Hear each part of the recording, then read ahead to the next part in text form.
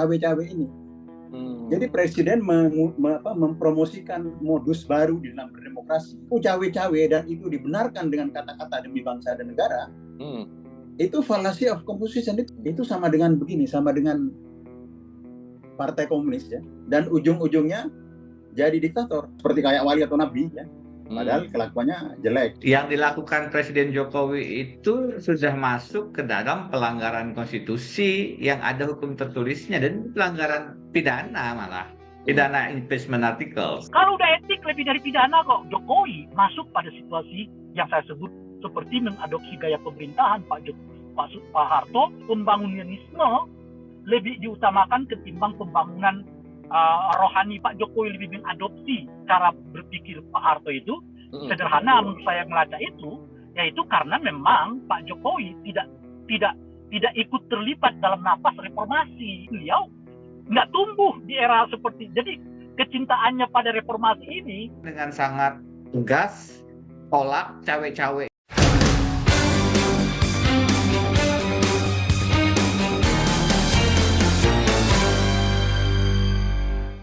Halo, selamat pagi, salam sehat untuk kita semua. Ketemu lagi kita di Crosscheck di kanal YouTube medcom.id dan Metro TV. Saya Indra Maulana. Sekarang kita akan kembali berbincang dengan dinamika politik menjelang 2024. Ini yang menarik memang sepanjang pekan ini yang menjadi perbincangan publik adalah ketika Presiden Jokowi kembali memanggil beberapa petinggi dari media.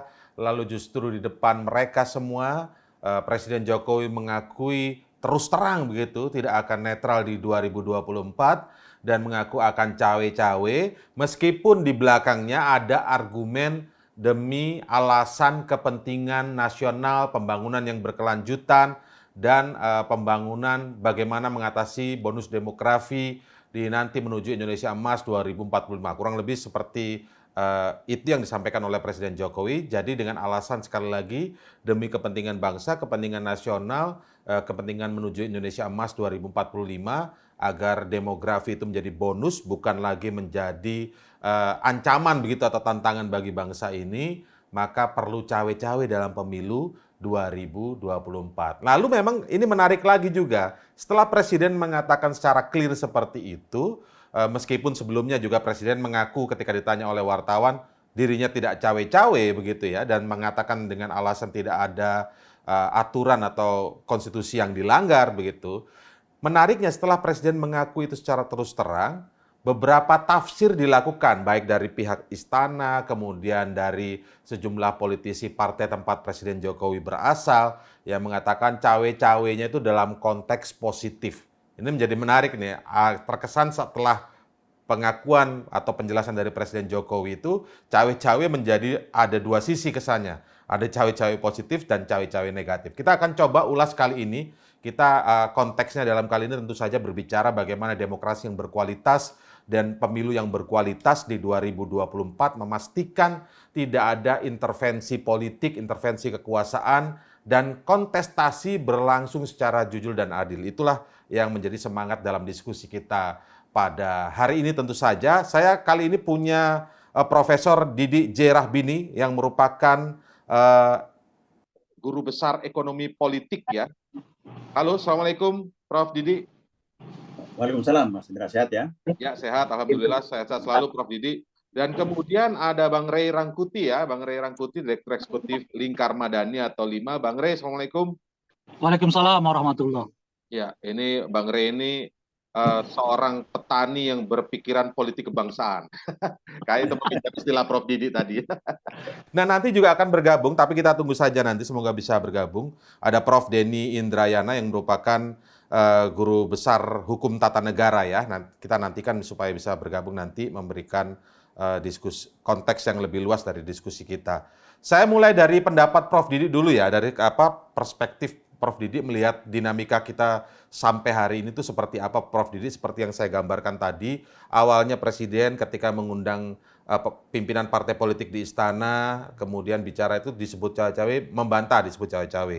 Tapi kemudian di waktu yang berbeda mengundang beberapa pimpinan media ya, dan tidak hanya media mainstream, tapi new media, alias ini ada beberapa influencer dan lain sebagainya, tentu saja di situ. itu justru dengan terus terang mengakui cawe-cawe meskipun bahasanya demi kepentingan politik nasional. Yang menarik lagi kalau kita urut kronologisnya ya, lalu muncul tafsir-tafsir bahwa yang dimaksud Presiden cawe-cawe itu positif demi pemilu berlangsung jujur dan adil.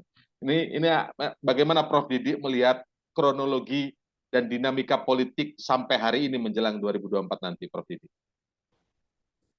Begini, sedikit ya.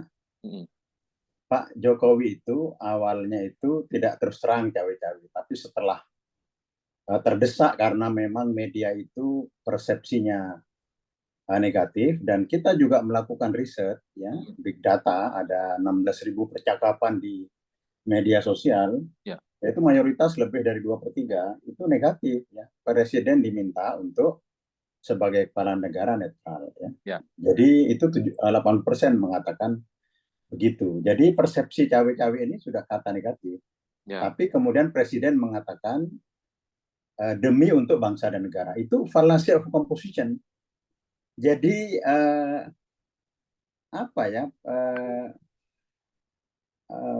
complicated ini apa yang ditunjukkan Presiden dalam politik ya, sudah berulang-ulang ya.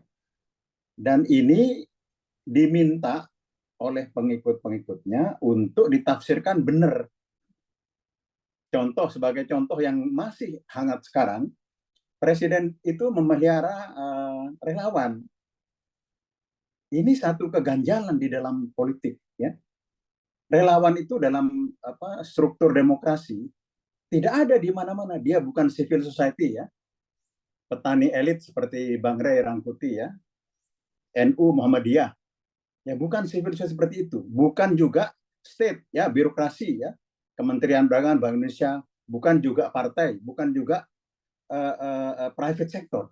Dia tidak ada di mana, tidak ada di mana-mana. Nah, saya menyebutnya relawan yang dipelihara Presiden Jokowi itu alap-alap. Dia hama demokrasi yang ada di bawah karpet yang dipelihara dan ingin dijustifikasikan benar, termasuk cawe-cawe ini. Jadi Presiden mempromosikan modus baru di dalam berdemokrasi, yang itu karena beliau Presiden, beliau ingin memberikan contoh bahwa itu baik, padahal itu fallacy of composition. Ya, kalimat negatif mau dibenarkan.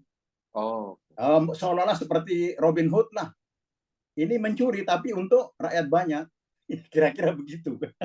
Ini negatif tapi untuk. Nah, jadi sekarang ya memang alasan-alasan dari teman-teman di istana itu apa salahnya? Memang tidak ada salahnya secara hukum, tapi itu secara etik.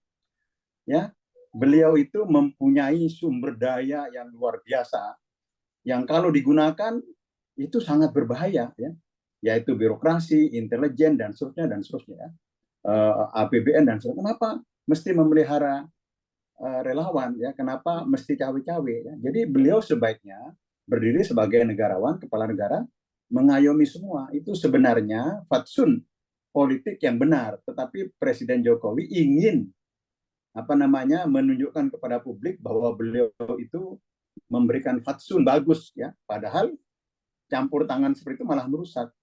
Itu sama dengan begini, sama dengan Partai Komunis, ya, ideologi komunis itu. Saya akan memeratakan kesejahteraan di publik, sehingga ya dari Politbiro pusat sampai ke daerah sampai kecamatan, distribusi beras, distribusi daging harus dilakukan oleh Politbiro. Tapi ketika itu dilaksanakan, ya, Politbironya korupsi, yang nyampe ke bawah itu sedikit. Nah, sebenarnya ini membunuh institusi namanya pasar. Jadi berpikir seolah-olah benar untuk kesejahteraan, tetapi kemudian negara komunis itu miskin semua, ya, karena salah implementasi, ya, itu membunuh pasar. Nah, Presiden Jokowi itu ya mengatakan seperti itu seolah benar, tapi membunuh demokrasi. Dan memang seluruh analis politik dalam maupun luar negeri, demokrasi ini mengalami kemunduran, ya, sudah dikerangkeng. Nah, itu Presiden harus diingatkan, ya. Saya mengundang Presiden, beliau datang terus, ya, menghormati undangan-undangan saya untuk dialog ekonomi. Tapi ini saya sebagai akademisi, ya, Dulu saya memimpin di DPR ya, Komisi 6 ya, juga penasihat presiden, ikut dalam amandemen karena sebagai anggota parlemen masa reformasi, sekarang tidak ya. Saya mengingatkan seperti Pak Abdillah Toha mengingatkan, beliau pendukung Presiden Jokowi yang sangat setia, tetapi melihat melenceng ini harus diingatkan. Jadi beliau harus diingatkan. Saya kira ini pekerjaan kanan kirinya. Jadi kanan kirinya pembisik-pembisiknya itulah ya yang melakukan itu. Nah itu Rasputin itu yang ada di situ. Rasputin ya? Yang nggak kenal ya Mas Indra Rasputin ya? Ya. Pembisik itu pembisik itu. Ya, pembisik kanan kiri yang membuat presiden melenceng. Iya, kanan kirinya yang melakukan seperti itu. Oke, baik. Saya lihat perspektif Bang Rey terlebih dahulu sekarang. Bang Rey, kita kan juga mendiskusikan ini juga sudah berulang kali ya. Akhirnya juga banyak diskusinya itu bicara tentang tafsir cawe-cawe. Tapi saya ingin melihat begini Bang Rey, agak lebih luas sedikit ya. Kita mengetahui betul ya, paling tidak saya ya sebagai wartawan itu mengetahui betul bagaimana proses seorang Pak Joko Widodo atau Pak Jokowi bahkan mulai dari Solo dalam konteks berpolitik ya, dari mulai Solo kemudian ketika dibawa ke Jakarta, kemudian di periode pertama sampai pemilihan menuju ke pemilihan di periode kedua, itu hampir tidak pernah kita lihat karakter seorang Presiden Jokowi itu begitu frontal dalam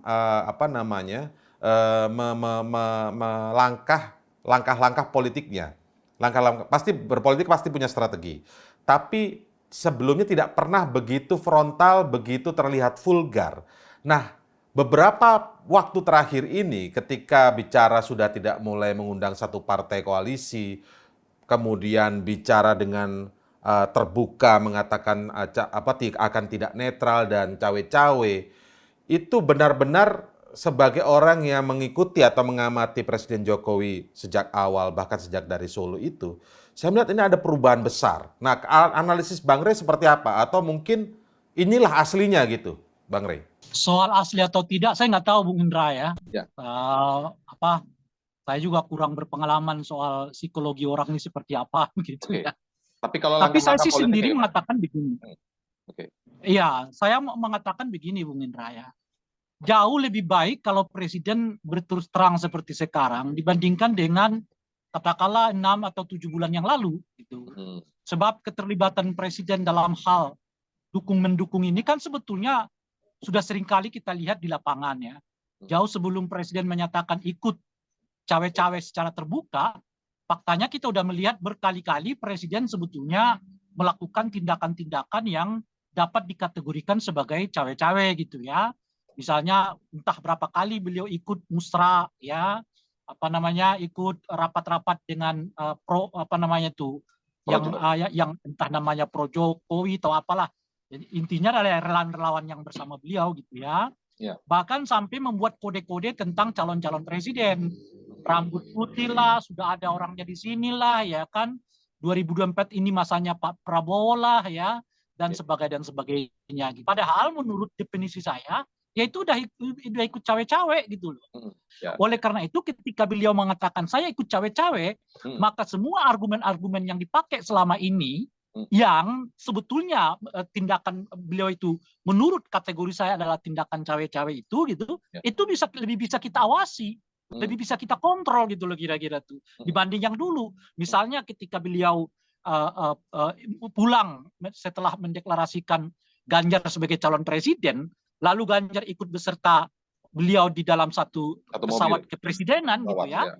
Kan karena beliau selalu mengatakan saya nggak ikut cawe-cawe, dan begitu kita kritik, ya orang akan selalu ya itu pesawat presiden yang presiden boleh ngundang siapapun untuk masuk ke dalam, kan kira-kira gitu ya. Nah sekarang dengan kalau sekiranya pernyataan presiden itu menyatakan ikut cawe-cawe dari awal, itu jelas tindakan yang bisa kita laporkan ke Bawaslu gitu loh kira-kira itu. Karena itu udah masuk kategori menggunakan fasilitas negara demi kepentingan pemenangan kandidat tertentu gitu. Demi kepentingan politik tertentu gitu. Saya kira ada 3 hal yang sangat patut kita perhatikan manakala presiden mengatakan ikut cawe-cawe di dalam pemilu gitu. Pertama adalah presiden tidak boleh mempergunakan seluruh infrastruktur kekuasaan yang berada di bawahnya secara langsung demi pemenangan seseorang. Apa infrastruktur pemerintahan yang berada di bawahnya itu? Pertama tentu yang paling dekat adalah menteri-menteri kan. Yang kedua adalah ASN. Yang ketiga aparat penegak hukum, bisa kejaksaan, bisa polisi, bisa TNI. Tadi Bung Didi sudah mengatakan misalnya termasuk intelijen. Itu semua adalah struktur pemerintahan yang berada di bawah presiden, yang tidak boleh diarahkan oleh presiden demi memenangkan kandidat tertentu. Kalau itu diarahkan, itu jelas pelanggaran. Ya. Itu yang pertama. Yang kedua yang perlu diawasi itu adalah soal politik anggaran. Jangan sampai karena presiden menyatakan ikut cawe-cawe dalam pelaksanaan pilpres ini, lalu ada penggunaan anggaran yang tiba-tiba agak berbeda dengan penganggaran yang selama ini kita kenal gitu ya.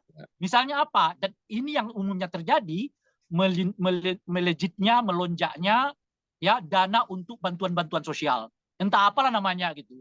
Katakanlah misalnya untuk APBN kita tahun 2022 itu bantuan sosialnya nggak lebih dari 1 triliun. Misal ya, ini misal ya.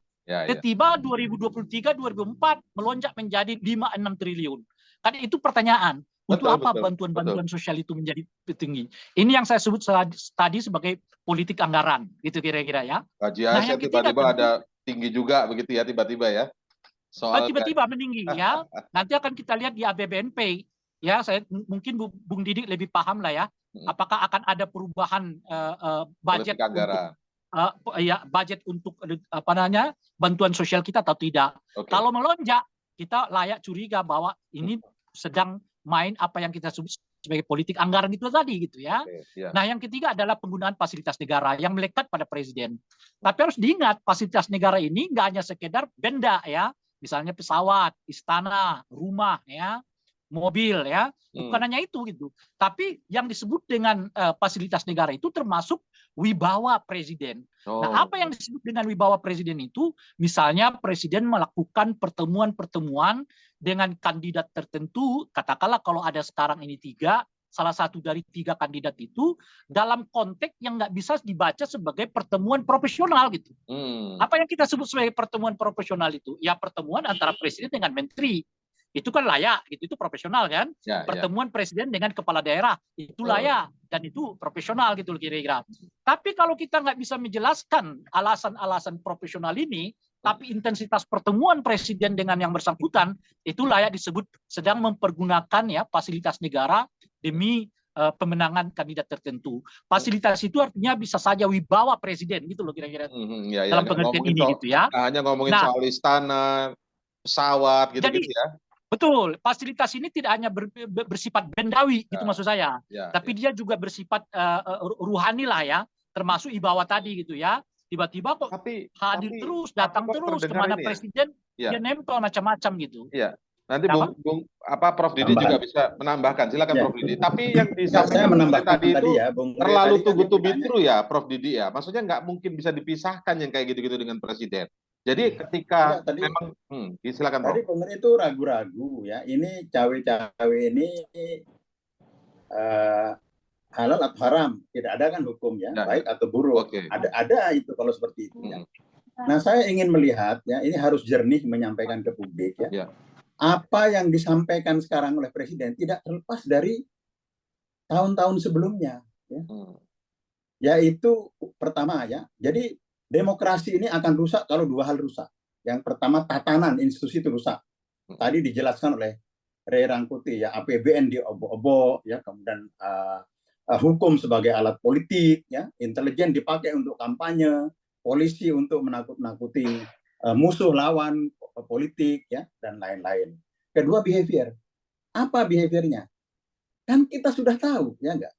Sudah ada pengumuman dari menteri-menterinya bahwa presiden itu ingin ada keinginan untuk maju 3 periode.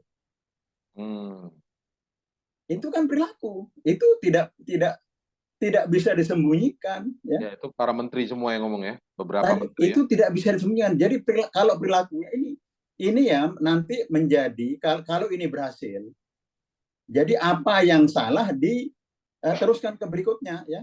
Hitler itu produk demokrasi, tapi dianggap benar untuk menista kelompok minoritas ya. Ya kemudian minoritasnya seperti Israelnya menindas yang lain. Jadi masing-masing harus menjaga demokrasi ini agar perilaku dan institusinya itu terjaga. Nah, perilaku ini melenceng. Perilaku cawe-cawe dan itu dibenarkan dengan kata-kata demi bangsa dan negara, Itu fallacy of composition, itu salah. Tidak bisa seperti itu. Itu dipengaruhi oleh kanan kirinya, oleh pembisik-pembisiknya. Nah, karena itu menurut saya Presiden saya kira harus sudah banyak mengingatkan ya, seperti sahabat saya ya Pak Abdillah Toha, dia tuh ilmuwan ya, politisi yang murni, nggak punya interest untuk jadi penasehat presiden atau jadi apa, dia murni menyampaikan. Ya. Nah ini harus didengar lah ya, jangan sampai ini demokrasi ini melenceng ya. Dan itu seluruh dari analisis akademik ya, demokrasi ini sudah melenceng. Ya, tidak adanya check and balance ya, itu sudah tanda-tanda, dan ini ingin memaksakan saya mau cawe-cawe demi untuk rakyat dan negara ya. Nggak apa-apa hak asasi manusia dilanggar untuk mengamankan seluruh bangsa, kan nggak bisa begitu. Jadi banyak fallacy. Jadi apapun alasannya nggak boleh begitu juga. Mau semua bergerak juga demi kepentingan bangsa, pasti begitu kan ya. Tapi artinya nggak cawe-cawenya itu kalau cawe-cawenya itu kalau ada cawe-cawenya itu kalau ada penyimpangan pemilu, ada kecurangan, ada Bawaslu yang perilakunya jelek ya. Ini presiden terlibat mau cawe-cawe, itu dia masalah internal dirinya, dan ini perilaku ya. Satu sistem akan rusak kalau dua rusak, perilaku dan tatanan. Prof Didi, tapi kan alasan yang selalu disampaikan pandangan saya ya. Oke, Prof Didi, kalau kita lihat selalu diskusi tentang topik ini ya, itu kan selalu bilang, tapi aturan mana yang dilanggar? Itu selalu pakai dengan begitu loh. Kalau nggak ada aturan yang dilanggar, masalahnya apa? Kan begitu kata akhirnya Prof. Selalu begitu diskusinya, Prof. Bagaimana pandangan Prof Didi? Kalau kemudian semuanya didekatkan pada soal aturan. Ya tapi rusak. Tapi tatanan menjadi rusak ya. Ya tapi tatanan itu menjadi rusak. Jadi tidak nyaman, jadi macam-macam ya. Ya. Seperti kan tidak ada aturan tertulis di dalam kelas ya. Kan nggak ada aturan tertulis ya. Meludah di lantai nggak ada. Tapi etik begitu. Kalau udah coba satu kelas separuh meludah, lantai itu ruangan kelas itu busuk ya. Hidup tidak nyaman. Kita kan ingin demokrasi nyaman. Nggak bisa seperti ini. Nah, jadi harus presiden. Tapi kalau di kanan kirinya kan yes man semua, nggak mungkin dia mengingatkan. Dia diingatkan dari luar begitu. Bang Rey ya kritis ya diingatkan. Ya. Kan kita tidak punya interest apa-apa. Prof Didi, tapi ini Prof Didi, tadi kan terus saya kira sebagai media, teman-teman media melakukan ya. Betul, Prof Didi. Nah, yang saya tanyakan ke Bang Rey juga mungkin menarik untuk mendapat tanggapan dari Prof Didi, yaitu begini. Kalau kita lihat perjalanan seorang Presiden Joko Widodo sejak dari Solo sebagai wali kota, kemudian menjadi gubernur DKI, dan perjalanan di periode pertama, itu kan tidak pernah seterus terang ini ya, seperti sekarang ini. Sebenarnya banyak juga pihak yang mengaku terus terang, wih, kok jadi Pak Jokowi itu menjadi begitu seterus terang ini untuk hal-hal yang sebagian besar masyarakat melihat ya ini nggak etis atau bisa disebut nggak pas gitu ya, tidak netral. Itu nggak pernah ada juga pemimpin-pemimpin atau presiden. Ya presiden sudah kuat ya, presiden itu sudah begitu kuat pada tahun ke-7, tahun ke-8 sudah kuat. Kalau mau pemilu lagi 3 periode pasti lolos, ke-4 pasti lolos, dan ujung-ujungnya jadi diktator ya. Coba perhatikan ya, Bung Karno itu adalah orang yang sangat-sangat hebat. Dia menyatukan dunia dan seterusnya, tapi tergelincir dengan soal tatanan, dengan soal dalam hal perilaku politik ya, maka jatuhnya tidak nyaman. Dan untung Ibu Megawati mengingatkan bahwa desakan 3 periode itu kan kencang sekali ya enggak? Dan kalau di voting di DPR 80% itu kan mendukung presiden, itu kemungkinan bisa ya. Tapi Bu Mega ya berkaca kepada ayahnya, wah ini kalau begini bisa bahaya. Lihat ayah saya ya, Bung Karno itu hebat luar biasa ya, tapi tergelincir juga. Karena itu kita tidak boleh tergantung kepada satu orang yang kuat ya, tetapi harus tergantung pada konstitusi ya. Bukan pahlawan. Jadi makin banyak pahlawan makin rusak institusi itu ya. Jadi pahlawan sedikit, kita secukupnya, nggak boleh banyak-banyak ya. Nanti kalau kita nggak bisa menyelesaikan masalah, itu mencari pahlawan ya, dan seterusnya kan, itu pahlawan bagi miskinnya banyak. Nah di Taiwan, di Singapura nggak perlu pahlawan, itu semua sejahtera ya, karena aturan main ditegakkan, aturan main berjalan ya. Aturan main itu umurnya berabad-abad. Tapi kalau figur ya seperti Gamal Abdul Nasser itu harapan bangsa Mesir, begitu dia nggak ada hancur Mesir, miskin seperti sekarang. Gitu. Nah karena itu aturan main ya yang kemudian diobrak-abrik dengan etik ini harus dijaga. Nah ini nyambung, saya merasa enak diskusi kita ini, Prof. Karena seringkali juga dalam diskusi ini saya memperhatikan tuh diskusi di televisi, diskusi dimanapun gitu, melihat perkembangan politik terakhir ini. Alasannya frontal, sudah berani. Kemudian ketika kita berdiskusi dengan ini tidak merasa tidak ada aturan dilanggar, tapi melupakan soal etiknya memang. Prof Didi untuk mengingatkan soal etik itu. Contoh dengan meludah di lantai, tidak ada yang dilanggar, tapi ya nggak etik gitu ya. Nah, terus kemudian juga tadi Prof Didi masuk ke soal kenapa Presiden seberani ini, sepede ini. Kita ingat dari berbagai survei juga beberapa waktu terakhir ini menunjukkan bahwa approval rating Presiden Jokowi itu sangat tinggi. Rata-rata dari berbagai survei itu ada yang hampir 80%, ada yang 78% dan lain sebagainya. Nah, ketika beberapa media mengkritisi atau tokoh mengkritisi ya kan, jatuhnya ini nggak seneng aja, kan yang seneng banyak 80%. Ini bahaya, Prof ya. Begini nih, Prof ya, dengan alasan approval rating ini bahaya, Prof ya. Banyak bigot, tahu bigot nggak?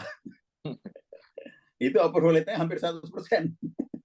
Oke. Ya. Jadi jangan itu, bigot itu ya ada di dalam agama, ada di dalam sosial, ada di dalam adat ya.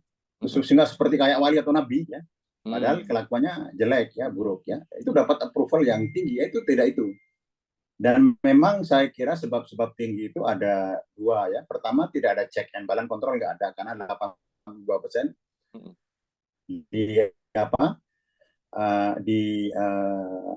dikuasai oleh partai penguasa ya. Kemudian APBN 3.000 triliun.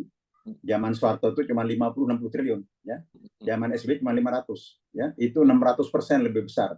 Itu bisa untuk apa saja, ngasih makan orang. Ya, dan itu kita negara sosialis paling besar di dunia karena ada belasan atau puluhan program-program sosial ya. Bahkan saya dianggap miskin. Sebagai dosen saya dikasih tunjangan pulsa ya. Gitu, Prof ya. Dikasih pulsa gratis ya. Nah, jadi itu menyebar kemana-mana ya, mulai dari kartu Indonesia Pintar, Indonesia Sehat, BPJS, macam-macam ya. Itu salah, Bro. Itu banyak dan itu termasuk salah. Yang menunjang approval rating dengan yang menunjang approval rating tadi soal kayak enggak, itu karena di golongan bawah diberikan satu subsidi yang luar biasa besar dan banyak ya. Itu tidak salah, tapi kan pembangunannya kan nggak bisa cepat, pelabuhan dan seterusnya ya. Tol memang lebih dari 1.000 km, tetapi itu berdarah-darah ininya. Perusahaannya ngutang, perusahaan BUMN-nya. Dan tinggal presiden yang akan datang, berdarah-darah juga utang-utangnya itu. Ya. Jadi ini harus, saya kira, tidak semua yang kelihatan bagus, itu bagus. Ya, harus dilihat di baliknya. Ya, misalnya APBN yang disebut oleh Mas Re tadi kan, ya tiba-tiba masuk subsidi sosial yang banyak itu dengan maksud-maksud tertentu, dan memang sudah banyak. Sekali lagi saya katakan, Indonesia ini negara sosialis terbesar di dunia karena subsidinya sangat banyak sekali. Jadi kalau kacamata kebijakan anggarannya subsidi diutamakan besar, memuaskan rakyat di bawah, masuk kategori populisme yang berbahaya nggak ini, Prof? Ya, populisme. Dan populisme itu konsekuensinya berat ya, pada anggaran berat ya, dan itu riskan kepada ekonomi. Dan nanti akan hancur, akan bisa masalah-masalah sosial ya. Itu harus dipikirkan, dan tidak ada teknokrat yang kemudian mengoreksi ya. Ya, seperti sebagai contoh tahun 2020 ya. Itu utangnya dinaikkan 100% ya. Coba 1 tahun tentu dengan alasan Covid. 1 tahun itu utang 1.200 rencana utang tahun 2019 untuk 2020 itu 640 triliun ya. Seperti biasanya. Tapi dengan alasan Covid dinaikkan 2 kali lipat menjadi 1.200 triliun. 1 tahun utang. Tapi realisasinya 1.500 triliun. Jadi utang 1 tahun pada masa Presiden Jokowi itu sama dengan 300 anggaran SBY secara keseluruhan, 30-an provinsi dan 500 daerah, puluhan departemen ya, dan lembaga ya. Nah itu punya konsekuensi besar ya. Ya pada masa-masa SBY Megawati ya, rasio utang turun dari 45 terus ke 23. Sekarang sebaliknya 23, 20 naik terus ke 41 ya, dan seterusnya. Nah ini harus diingatkan, tidak ada yang ingatkan dan tidak ada yang berani di DPR itu mengkoreksi. Oke, dengan sistem populisme yang dijalankan, kemudian menuai apa yang disebut approval rating. Tujuannya pekerjaan sebagai kepala negara ini akhirnya targetnya adalah approval rating jadinya, Prof. Didi. Begitu kurang lebih, Prof. Didi ya. Dan itu berbahaya bagi kedepannya kan akhirnya. Oke, baik. Dari sisi pendapat Prof. Didi, saya ingin tanya pendapat yang sama dari pertanyaan tentang pendapat Bang Ray Rangkuti. Bagaimana Bang Ray melihat?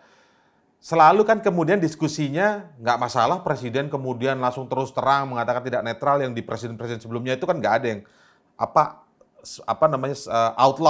out loud gitu ya, terucap dengan gamblang, dengan vulgar ya Bang Ray ya. Kemudian juga kalau didiskusikan ya gimana lagi, approval rating, tingkat diterimanya kepuasan terhadap kerja presiden begitu tinggi sampai 80%, walaupun Pak Didi tadi punya alasan bagaimana approval rating itu datangnya dari mana, kalau kebijakan anggarannya populis dan lain sebagainya, banyak subsidi ke bawah, walaupun sebenarnya subsidi itu nanti ke depannya untuk mengangkat masyarakat di bawah itu juga tidak semudah itu, karena kan ini lebih kepada bahasanya ngasih ikan daripada ngasih pancingnya gitu ya, Prof. Didi ya. Bang Ray, gimana tanggapan soal approval rating tinggi yang selalu dijadikan alasan, Bang Ray? Kalau approval rating yang tinggi itu kan bukan sebagai motif menurut saya itu, Pak Bung Indra. Itu lebih karena sebagai faktor pendukung bagi keterlibatan Pak Jokowi terhadap urusan cawe-cawe ini gitu. Artinya ketika Pak Jokowi melihat approval ratingnya tinggi sekali, ya beliau terbuka kan, saya ikut cawe-cawe gitu. Tapi kalau sebetulnya approval ratingnya rendah, beliau kan tetap ikut cawe-cawe, cuma nggak akan melakukannya seterbuka sekarang gitu kira-kira. Akan dilakukan diam-diam. Jadi itu lebih pada faktor pendukung lah ya, bukan faktor utamanya. Lalu faktor utamanya apa gitu? Saya kira ini agak perdebatan klasik ya, apa itu? Antara yang ideal dan praksis di dalam dunia politik kita gitu. Nah, apa yang disebutkan oleh Bung Didik tadi itu adalah yang ideal gitu. Dan itu yang saya sendiri capek mendiskusikannya dengan banyak orang.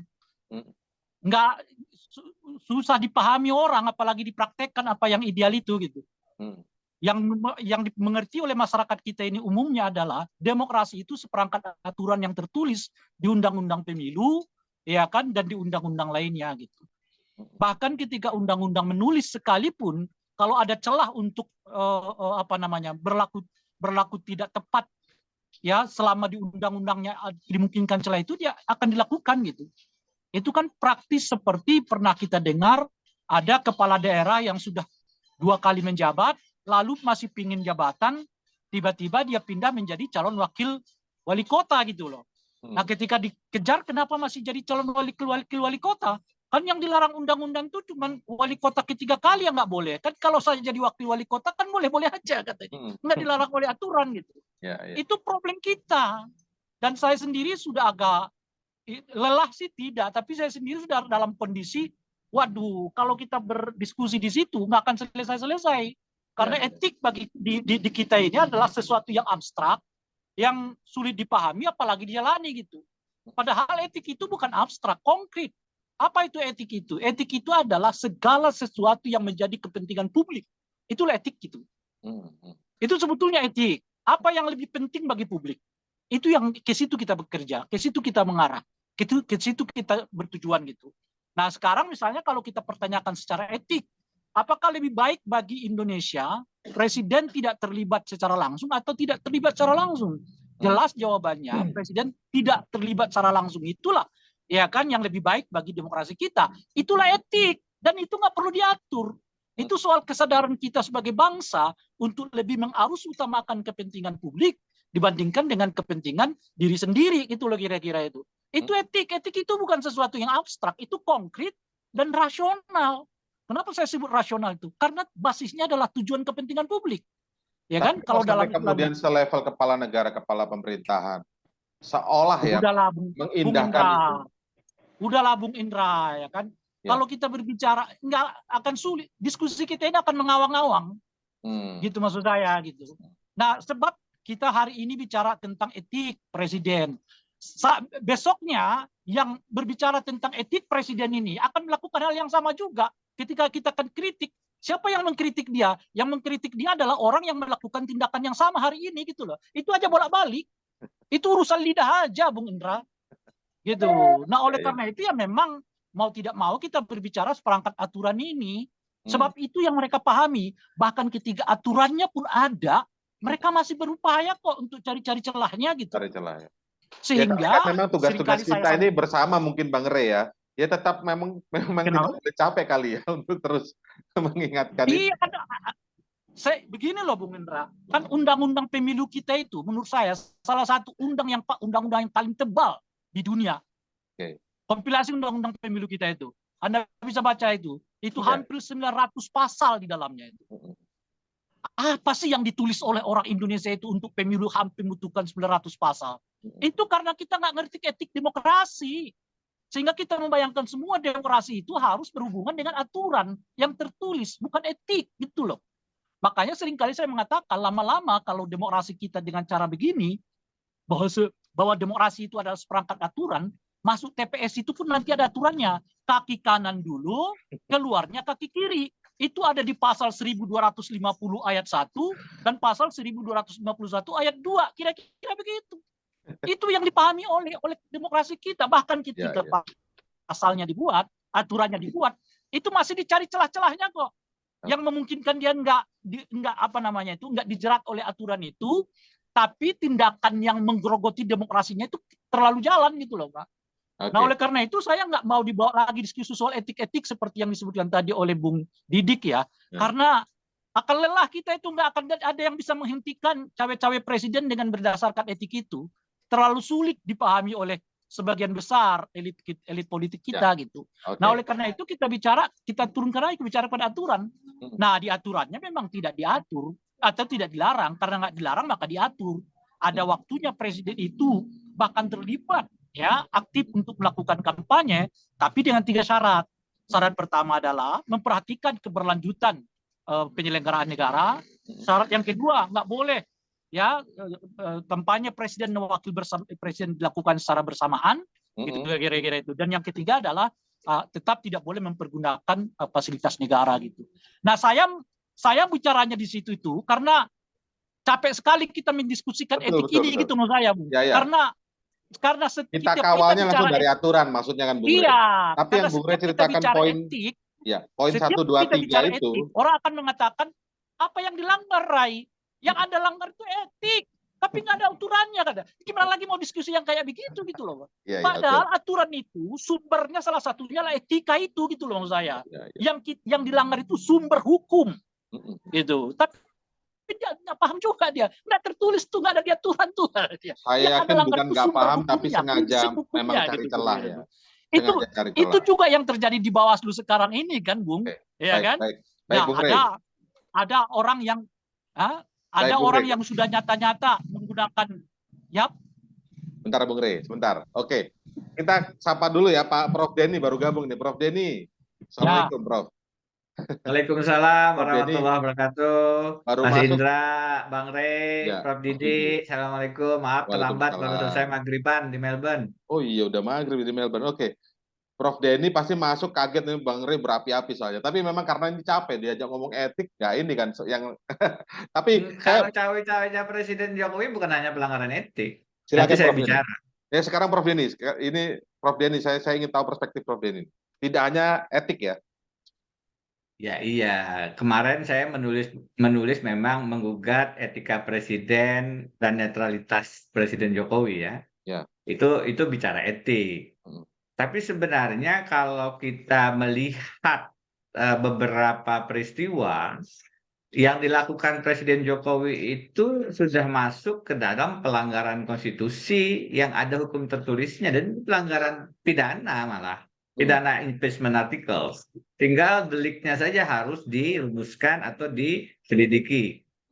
Yang simpel misalnya, yang simpel ya, ada pimpinan partai yang didepak itu, saya tanya kepada kadar utamanya kenapa. Dosa utamanya itu sebenarnya karena bertemu dengan Anies Baswedan. Bertemu dengan Anies Baswedan itu menyebabkan partai, simbol partai, ketua umumnya didongkel. Itu kalau diselidiki dan memang itu arahnya, itu setara dengan Richard Nixon yang kemudian harus mundur karena akan dimulainya proses impeachment pada saat dia membobol kantor Demokrat Amerika Serikat. Jadi masuk ke wilayah kedaulatan partai itu pintu masuk impeachment artikel. Itu apa? Itu ada di konstitusi. Bukan bicara etika lagi. Nah, Muldoko, PK Muldoko ini menurut saya tinggal diselidiki saja apakah ada perintah atau persetujuan diam-diam dari Presiden Jokowi. Kalau ada, lebih parah lagi. Itu pintu masuk pemanggilan lagi. Jadi kalau Richard Nixon saja bisa didesak mundur karena takut akan ada proses impeachment pada saat tadi membobol kantor Partai Demokrat untuk menyadap di masa kampanye, ini mengambil paksa partai orang. Itu melanggar hukum, bukan hanya melanggar etika. Dan jangan salah ya, melanggar etika itu seakan-akan lebih rendah daripada ini kan hanya melanggar etika. Jangan pakai kata-kata hanya. Ada perspektif, misalnya Ronald Dworkin itu mengatakan moral principles is the foundation of law. Prinsip moralitas, artinya etika, itu fondasi hukum. Betul. Jadi dia sebenarnya tidak bisa dikatakan hanya. Etika itu, tanpa etika, hukum itu tidak punya fondasi. Gitu loh. Itu bagian dari hukum. Itu satu perspektif. Jadi kadang-kadang saya mendengar, ini kan hanya soal etika. Etika kok hanya? Nah, dan yang argumentasi kedua saya ingin katakan, kalau soal memanggil ketua umum di istana, etika. Padahal katanya dulu juga begitu. Saya tuh sering terganggu dengan kalau sekarang salah, dulu juga begitu. Seakan-akan kalau dulu begitu salah, sekarang boleh salah. Itu kan juga argumentasi yang kacau balau tuh. Kalaupun betul ada pemanggilan, yang jadi isu itu sebenarnya adalah isinya apa. Kalau koalisi ketua umum dikumpulkan, terus yang dibicarakan adalah ini nanti ada perubahan undang-undang KPK. Kita tidak setuju ya silakan di istana. Yang dikumpulkan ketua umum partai, tapi yang dibicarakan adalah isu kenegaraan. Tapi kalau yang dikumpulkan ketua umum partai yang dibicarakan adalah nanti strategi kontestasi pemilu Pilpres 2024 begini-begini ya. Itu problem karena bicara strategi Pilpres. Tapi itu oke lah, itu etika. Yang saya ingin katakan tadi, pada saat sekarang contohnya adalah kedaulatan partai diganggu.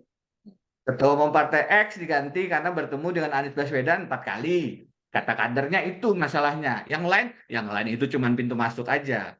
Muldoko ini siapa? Betul. Kemarin Pak JK di salah satu acara mengatakan ini bukan persoalan internal. Muldoko itu tidak punya kartu Demokrat. Ini orang eksternal tiba-tiba menjadi ketua umum. Ini orang eksternal. Kalau orang internal ribut, oke. Ini ada eksternal tiba-tiba mengklaim dia ketua umum. Dan ketua umum ini adalah orang istana, KSP. Ya. Tinggal diinvestigasi. DPR, kalau proses impeachment, DPR lakukan hak angket. Kalau tidak ada bukti Presiden Jokowi menyetujui, menyuruh, Tapi kalau ada persetujuan diam-diam, atau lagi secara lisan, ya itu pintu masuk pemakzulan. Sekarang apakah iya dan tidak? Silahkan diinvestigasi. Masa ada anak buah, kalau kata Romah Hormuzi, saya kutip terus nih, karena dia bagian dari koalisi. Dalam satu podcast dia mengatakan, kalau Demokrat dicopet, Anies Baswedan nggak bisa nyapres. Dia menggunakan kata-kata dicopet. Jadi kalau ada anak buah tangan kanan, anak buahnya ini sama-sama berkantor di sana, melakukan pencopetan, kira-kira bapak buah diam saja itu setuju? Biarkan anak buah mencopet, silahkan mencopet. Itu hak politik. Mencopet kok hak politik? Mencopet itu kejahatan politik. Jadi kalau ada kejahatan politik, ya bapak buah paling nggak negur dong. Hati-hati ya, ini yang dicopet ini partai presiden ke-6 nih. Nanti saya gimana? Jangan dong. Ini didiamkan. Dan masih Tidak jalan. hanya didiam. Ya, saya bilang dalam tulisan saya, marah itu wajar. Bahkan mereshuffle pun wajar. Yang tidak wajar mendiamkan. Kok ada orang mengganggu kedaulatan partai kok didiamkan? Saya tulis juga, seandainya Pak Jokowi belajar sejarah, mestinya dia ingat bagaimana Ibu Mega, PDI Mega dicawe-cawe PDI Suryadi di zaman Orde Baru. Itu kan jangan diulang lagi dong oleh petugas partai. Poin saya adalah yang dilakukan Pak Jokowi bentuk cawe-cawenya itu bukan hanya ya, saya menggunakan istilah nih, walaupun tidak boleh hanya, tidak soal etika, tapi sudah masuk ke pelanggaran hukum tertulis, impeachment articles, bisa masuk kejahatan tingkat tinggi, perbuatan tercela, bahkan kejahatan terhadap negara, tergantung nanti temuan bukti fakta hukumnya apa gitu. Jadi sudah bisa menjadi pintu masuk pemakzulan sebenarnya, tentu diawali dengan proses politik hak angket di DPR. Tentu kalau ditanya apakah mungkin dengan konfigurasi politik semacam ini, ya berat. Kecuali karena misalnya koalisi berubah setelah sistem proporsional tiba-tiba menjadi tertutup, partai-partai nggak setuju, 8 lawan 1 berubah. Tiba-tiba dinamikanya berubah. Kalau dinamikanya seperti ini, ya tentu saja hak angket di DPR untuk proses impeachment jadi hal yang tidak secara politik berat dilakukan. Prof, saya tambahkan sekalian pertanyaan tadi ke Prof Didi dan juga Bang Rey ya.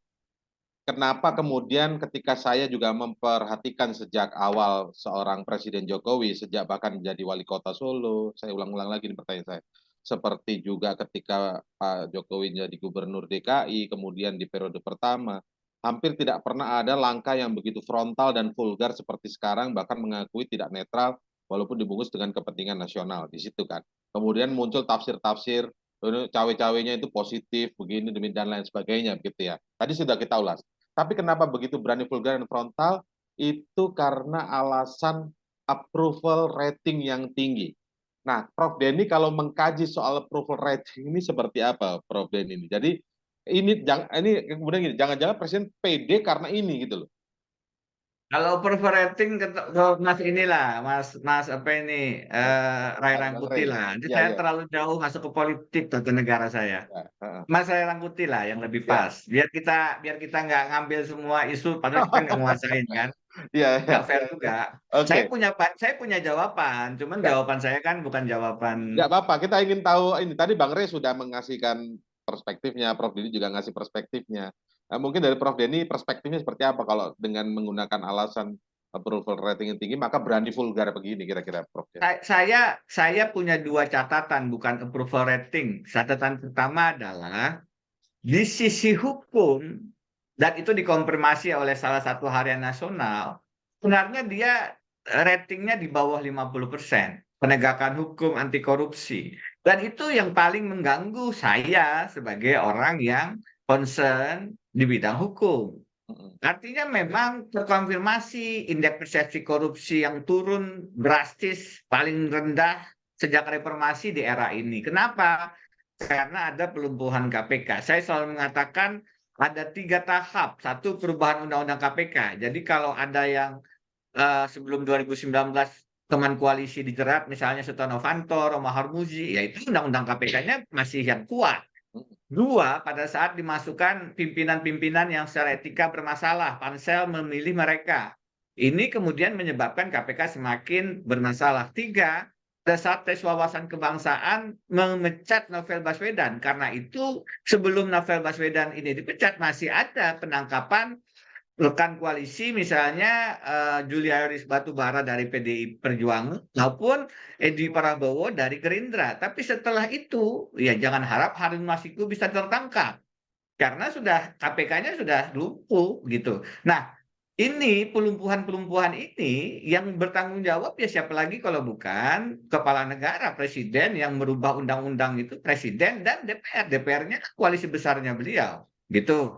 Itu catatan pertama saya. Catatan kedua saya, dengan demikian pada saat bicara lanjutkan apa program-program saya, program yang mana? Program yang baik wajar untuk dikatakan dilanjutkan, tapi program semacam pelumpuhan KPK yang melemahkan agenda pemberantasan korupsi ya tidak boleh dilanjutkan gitu loh. Jadi ada apa ya diskursus yang harus dikritisi dengan sangat jelas tegas bahwa yang ini oke, yang baik-baik tentu ya dilanjutkan ya kan.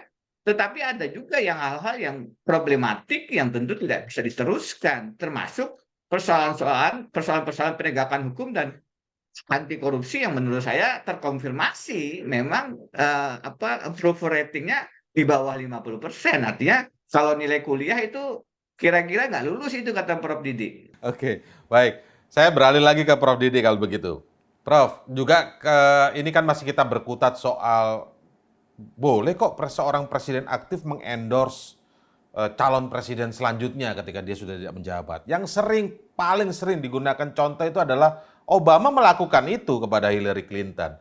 Perspektif internasional sekarang coba kita lihat, Prof. Didi. Apakah bisa seperti itu dilakukan atau apple to apple diberlakukan di kita, Prof. Didi? Mas, itu di Amerika penyimpangan anggaran sedikit saja seperti kasus Trump itu diseret ke pengadilan walaupun seorang presiden. Ya. Di sini kan korupsinya bejibun. Oke, kartu kredit baik, tapi saya kasih ke anak remaja yang nakal, yang belum perilakunya belum bagus, itu tidak bisa. Ya. Itu kartu kredit bagus, apalagi yang tidak bagus, tambah tidak bagus. Jadi fondasi di negara demokrasi yang kuat itu memungkinkan memisahkan antara ya domain private partai dengan domain negara.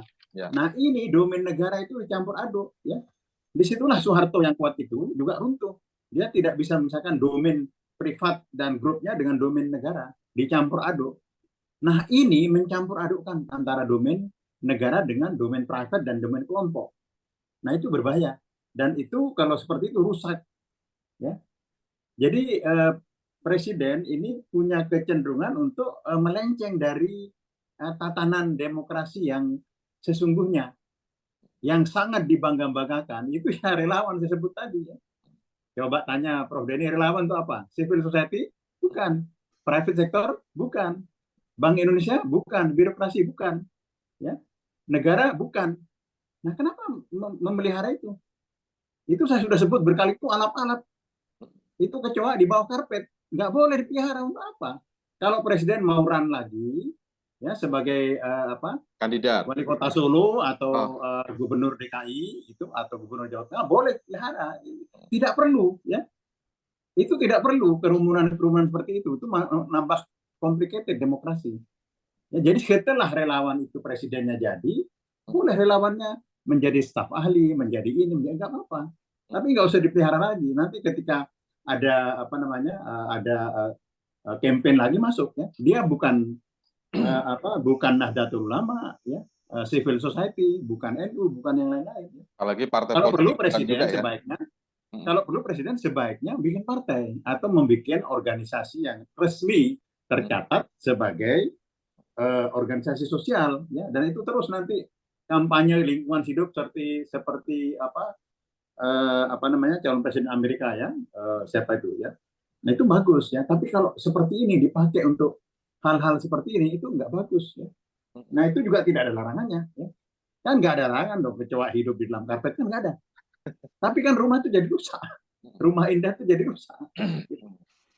Saya boleh komentar, Mas Indra? Silakan Prof. Didi. Nggak, Pak Didi. Jadi saya mengkonfirmasi ya. Ya betul. Presiden Obama itu berkampanye untuk Hillary Clinton. Ya satu, saya setuju dengan Prof. Jimli yang mengatakan ya kelembagaan politiknya sudah bagus, ya. Di kita kan masih ada sistem feodal begitu. Kalau kelembagaan politiknya bagus ya itu dilihat sebagai sikap pribadi. Birokrasinya belum tentu ikut. Tapi di kita dengan sistem yang masih feodal ini bisa menyebabkan birokrasi, aparat keamanan dan lainnya juga tidak netral lagi gitu. Satu. Yang kedua, kalau kampanye sebagai pribadi sih secara aturan hukum memungkinkan memilih secara pribadi kan boleh. Saya memilih sebagai presiden nanti memilih presiden siapa. Boleh, saya punya hak suara. Nanti pada saat kampanye apa yang disebut oleh Rangkuti tadi, ada cuti dan lain-lain.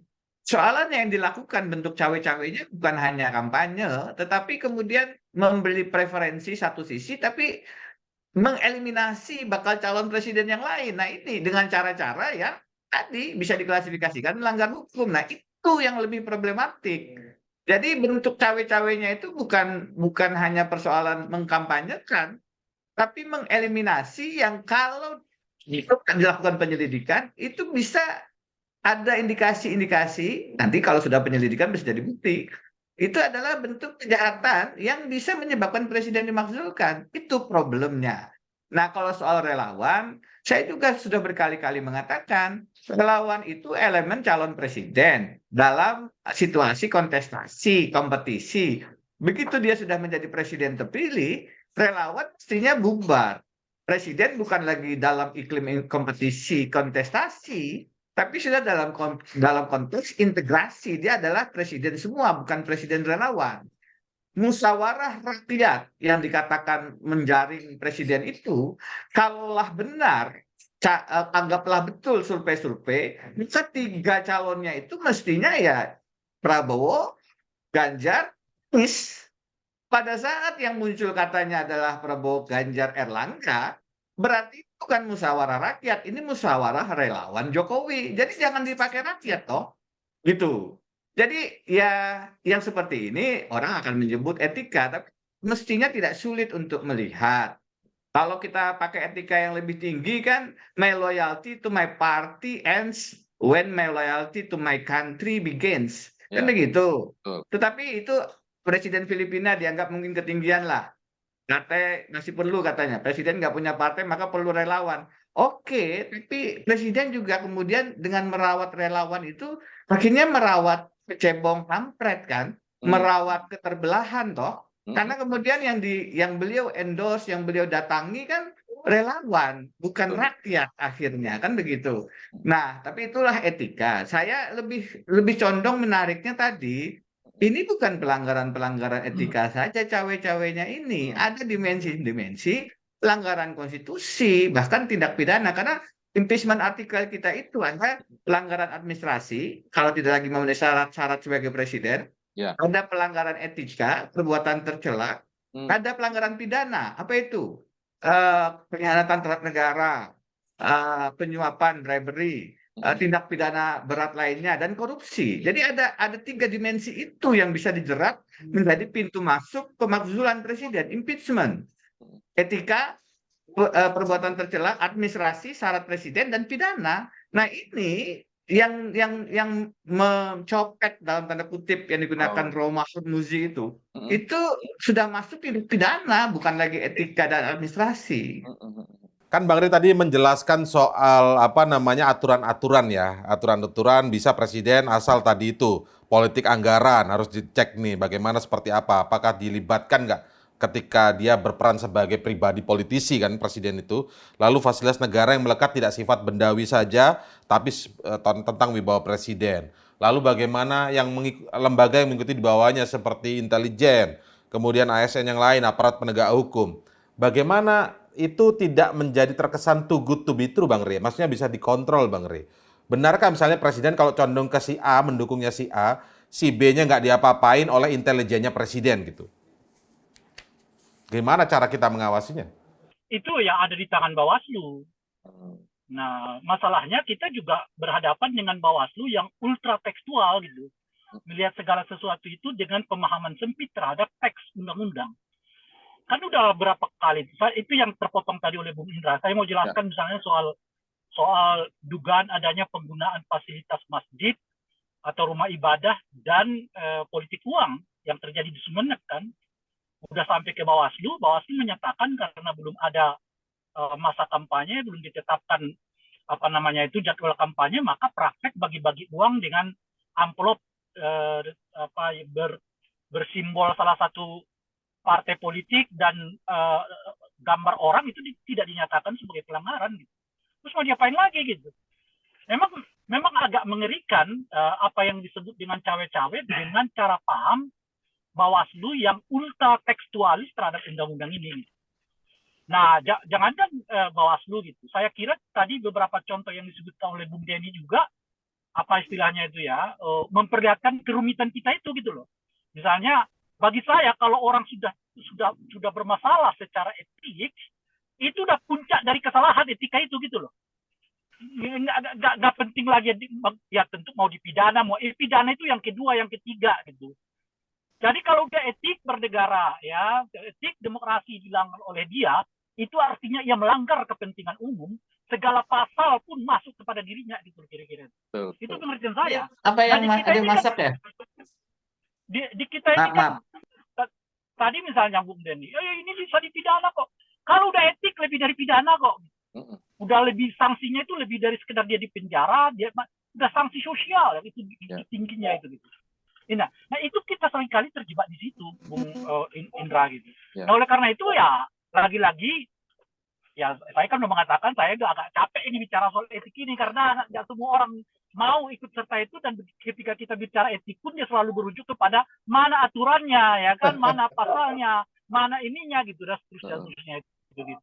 Itu pertama. Yang kedua, saya agak tertarik karena berulang-ulang Indra mempertanyakannya, mengapa kelihatan ada perbedaan Jokowi ketika dia menjadi wali kota, gubernur, dan periode pertamanya sebagai presiden dengan periode keduanya presiden ini. Saya memang penasaran itu.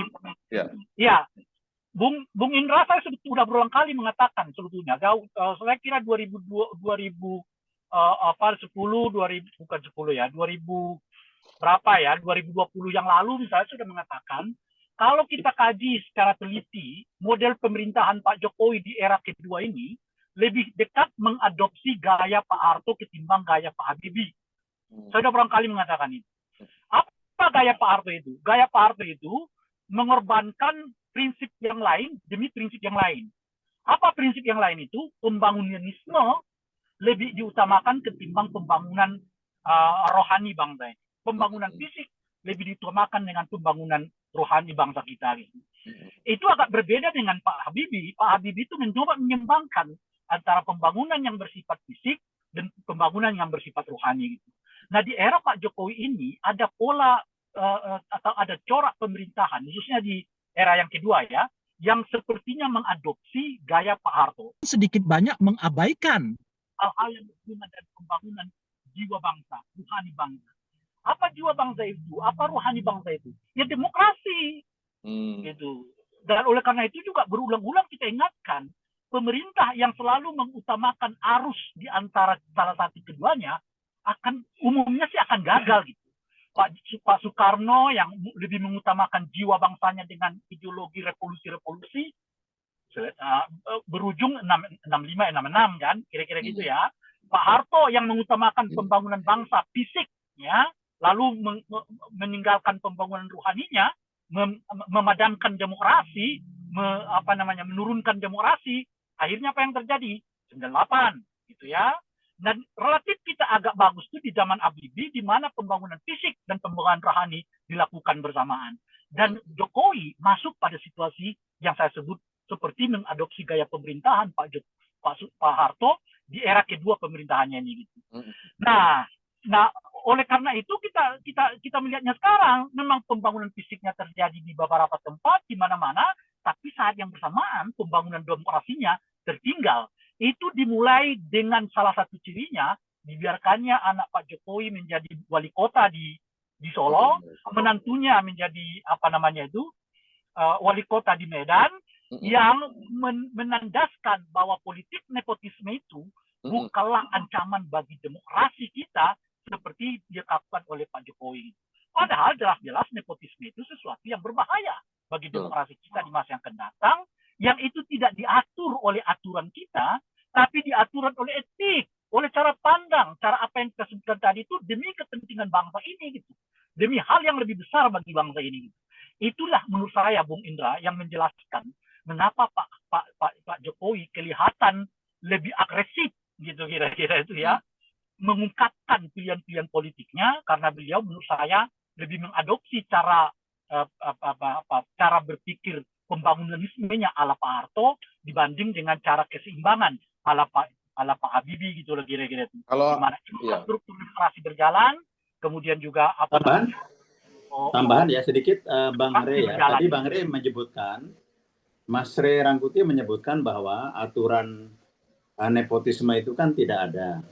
Sebenarnya di masa reformasi sudah ada. Tetapi itu ada, coba saya cek lagi undang-undangnya, itu dibatalkan. Mas Didik, saya beritahu, itu udah pernah dibuat DPR di undang-undang pemilu kita, bahwa jika seseorang berkuasa, satu ke atas, satu ke bawah, satu ke kanan, itu dilarang. Tapi diuji materikan di Mahkamah Konstitusi. Nah, oleh Mahkamah Konstitusi dibatalkan pasal itu. Jadi kita kembali nol. Iya, ya maksud saya ingin mengatakan. Itu sudah pernah. Cuma saya mau mengatakan begini, Mas Didik. Itu kan mestinya nggak perlu aturan betul. Kita menyadari betul yang namanya prinsip pengelolaan pemerintahan yang baik itu adalah tidak membagi kekuasaan kepada keluarga kita. Itu kan prinsip pemerintahan yang bersih di mana-mana gitu. Oleh karena itu pada tingkat tertentu sebetulnya untuk memperlihatkan keadaban demokrasi kita itu yang begituan mestinya nggak diatur karena itu etik gitu loh.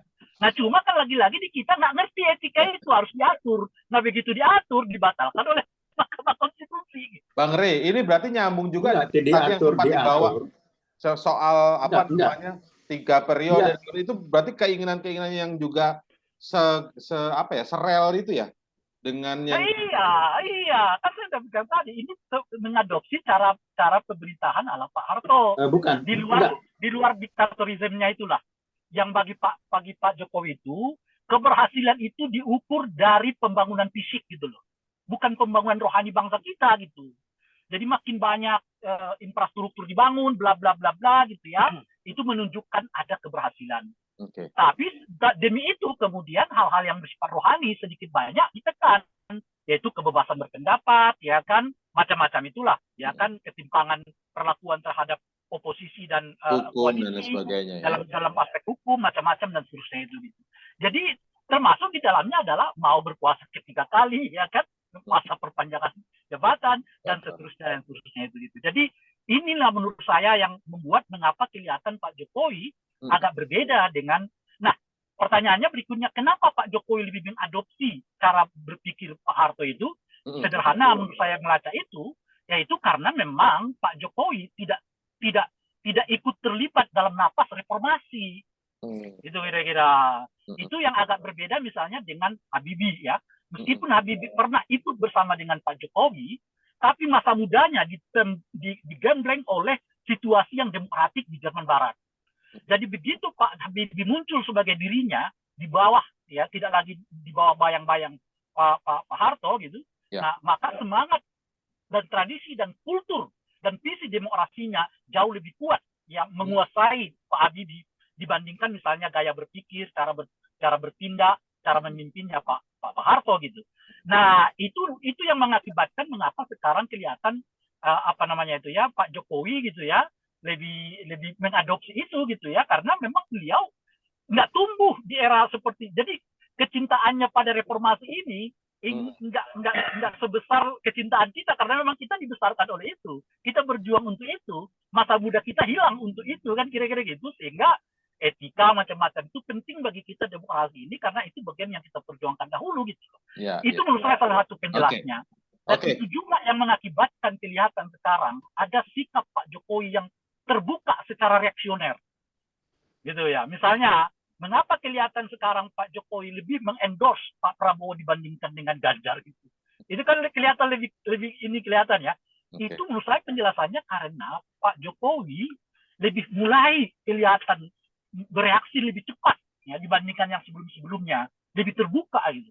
Jadi ketika beliau gagal melaksanakan Piala Dunia U20 di Indonesia diakibatkan oleh penolakan PDI Perjuangan gitu ya, maka respon yang sebaliknya dilakukan oleh Pak Jokowi itu juga yang memperlihatkannya kepada Nasdem.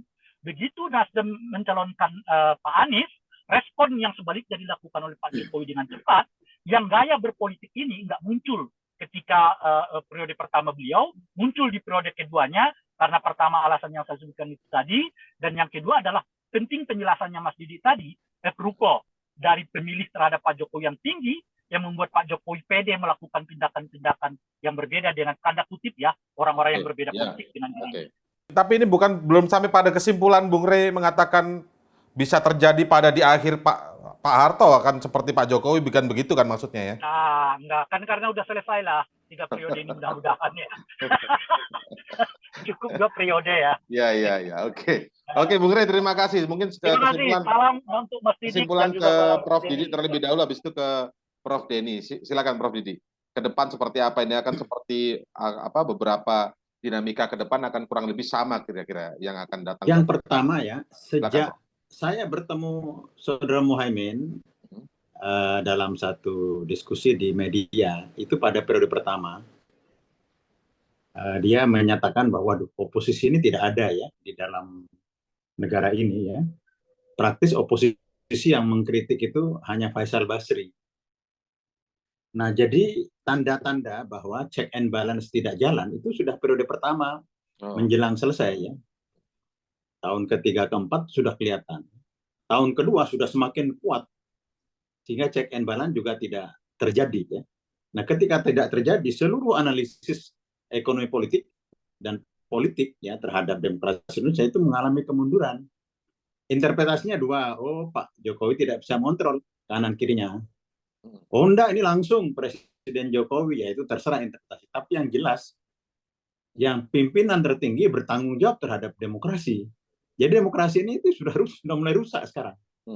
Dan saya kira dengan pemimpin baru diharapkan ya nanti kalau terpilih Ganjar, Prabowo atau Anies ya nanti bersaing dengan baik, itu diharapkan memperbaiki demokrasi kembali. Sebab kita belum matang. Ya Profesor Budiono itu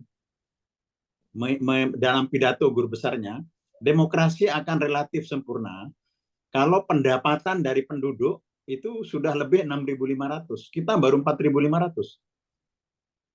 Jadi ini memang mencong-mencong ya, dan kita harus mengingatkan ya. Tadi disebutkanlah Presiden Jokowi tidak merasakan nafas reformasi sehingga memilih cara seperti ini yang kemudian dampaknya retak-retak pada demokrasi. Ditambah lagi pembisiknya kan kalau sudah ada di kekuasaan itu sudah berubah semua. Dan juga ya kalau ada di kekuasaan, kalau absolut itu sudah abuse of power. Nah makanya ya seperti Prof. Denny, Abdullah Toha mengingatkan, ini kalau dilakukan dan didiamkan, potensi abuse of power-nya itu besar. Ya menggerakkan intel, menggerakkan aparat, menggerakkan sumber daya, menggerakkan subsidi, menggerakkan macam. Jadi harus dikontrol betul. Tapi Presiden Jokowi langsung frontal. Saya memang cawe-cawe. Ya udah nggak apa-apa. Dijawab sekalian gitu kesannya tinggal tunggu saja bahwa dan itu DPR-nya itu ya yes man aja. DPR ini kan nggak punya fungsi apa-apa dalam demokrasi. Ya nggak? Jadi reformasinya sudah hilang. Ya. Jadi menyayangkan DPR ini sangat tidak berkualitas. Ya. Sangat tidak berkualitas. Padahal dengan pernyataan seperti itu harusnya bisa DPR tuh langsung bereaksi dan memanggil mungkin ya, Prof. Didi ya. Ya paling tidak berbicara. Ada yang kalau tidak mendiskusikan ya. DPR dan partai itu pilar demokrasi. Bukan Didi Rahbini, bukan Denny Indrayana, bukan. Sebenarnya tidak perlu kita ikut-ikut dalam mengkritisi ya. Tetapi civil society juga punya hak ya. Di ujung tombak di depan itu adalah partai politik dan anggota parlemen ya. Itu yang harus dilakukan. Jadi Mas Indra dan mungkin teman-teman media yang lain itu asal masih ada media, meskipun DPR-nya rusak, kekuasaannya cenderung otoriter, masih ada harapan demokrasi akan hidup ya. Tapi kalau medianya menjadi corong, bigot ya, maka dia akan hilang demokrasi itu ya. Terima kasih ya. Baik, terima kasih Prof. Didi. Silakan Prof. Denny. Apalagi kalau nyinggung media tadi, medianya pimpinan-pimpinan dipanggil dan di depan pimpinan media itu malah berterus terang. Berterus terangnya itu kan di depan pimpinan media. Gitu misalnya. Medianya harus ngerti mana yang meludah itu benar, mana yang tidak. Kan saya etik itu meludah di lantai. Okay. Kalau medianya itu meludah di lantai nggak apa-apa, ya sudah nggak apa-apa. Okay. Gitu. Prof. Denny, silakan Prof. Denny. saya menonton satu podcast ya yang hadir di sana dan mengatakan maknanya itu adalah presiden ingin memastikan bahwa hasil yang beliau kerjakan, keberanian-keberanian tentang Freeport, kemudian hilirisasi tambang itu tidak diandu, tidak kemudian di apa ya, dibatalkan oleh penerusnya. Maka itu kemudian maksudnya adalah baik gitu. Sehingga kalau dari yang hadir di sana ya cawe-cawenya tidak dalam makna negatif, makna yang berkelanjutan gitu. Itu satu hal bisa kita perdebatkan ya, karena apakah Freeport itu arahnya kemana, Mas Didi mungkin lebih paham. Kemudian hilirisasi itu arahnya kemana? Karena kalau saya yang selama ini di praktisi advokat melihat tambang batu bara, tambang nikel itu, wah itu juga kacau banget. Undang-undang Minerba yang kemudian memberikan perpanjangan lisensi tanpa evaluasi kepada grup-grup usaha yang bisa diidentifikasi kedekatannya dan kekuasaan oligarki ini problematik gitu. Jadi bisa kita kritisi itu tentang cawe-cawenya. Di sisi lain, saya berkali-kali mengatakan dari sisi hukum cawe-cawenya itu merusak. Cawe-cawenya itu tadi baru saya mendengar ada lagi menteri-menteri dari Nasdem yang sedang akan dijerat. Ada sekjen DPR yang diperiksa di KPK itu kaitannya dengan salah satu menteri Nasdem yang pernah menjadi sekjen. Jadi kalau begini cara kerjanya dan kemudian dikaitkan dengan perpanjangan pimpinan KPK yang baseless, dasar hukumnya menjadi problematik. Berarti kan sebagaimana tulisan artikel panjang yang kemudian saya pendekkan menjadi 2 halaman puisi itu, korupsilah dalam pelukan koalisi. Saya ingin menutupnya dengan perspektif agama ya. Dalam banyak kesempatan saya ditanya, ini kenapa bangsa kita menjadi terpuruk begini? Dalam perspektif hukum dan agama, itu ada satu hadis Rasulullah, Pak Didi ini yang lebih fasih nih. Yang ketika Rasulullah didatangi oleh sahabat mengatakan, ya Rasulullah ini ada ketua kepala suku Makhzum ya, mencuri. Tapi kita berpikir ingin memberi diskon. Rasulullah menjawab, dengan sedikit marah itu diriwayatkan, tahukah kamu kenapa suatu bangsa hancur, lebur begitu? Kira-kira karena tajamnya pisau keadilan itu diskriminatif, tajam ke bawah, tumpul ke atas, bahasa kita sekarang. Kemudian beliau tutup dengan satu kalimat, seandainya Fatimah binti Muhammad yang mencuri, saya sendiri yang memotong tangannya. Pelajaran dari sana adalah, jika hukum itu kemudian dibuka matanya, kan itu tutup Dewi Keadilan tuh. Dia dibuka dan kemudian pedangnya itu diarahkan ke musuh, tapi kemudian ditumpulkan ke kawan. Jadi saya katakan memukul lawan posisi, merangkul kawan koalisi, hukum pilih-pilih, itu kalau dalam perspektif hadis tadi, itu tanda-tanda kehancuran suatu bangsa gitu loh. Nah ini yang kemudian menurut saya harus kita suarakan dengan sangat tegas, tolak cawe-cawenya itu, karena cawe-cawenya itu bukan masalah etik tadi, tapi juga masalah-masalah hukum yang bisa dilihat sebagai pelanggaran konstitusi. Kan dibilang, di mana melanggar konstitusinya? Ya kalau pertemuan di Istana Negara, orang bisa debat, nggak ada hukumnya yang mengatur boleh atau tidak boleh. Tapi kalau kemudian terkait atau tidak terkait dengan mencopet Partai Demokrat, dalam tanda kutip mencopet, nanti saya dilaporkan polisi lagi, itu bisa masuk ke dalam delik pidana impeachment yang diatur dalam Undang-Undang Dasar. Begitu, Bung Indra. Baik, kita lihat perkembangan ke depan. Semoga kita tidak capek ya, Prof Denny, kalau kita undang diskusi seperti ini lagi. Prof Didi, terima kasih. Dan tadi Bang Ray Rangkuti kami ucapkan terima kasih atas diskusi kita hangat di akhir pekan kali ini. Terima kasih. Assalamualaikum warahmatullahi wabarakatuh. Sampai bertemu lagi. Assalamualaikum.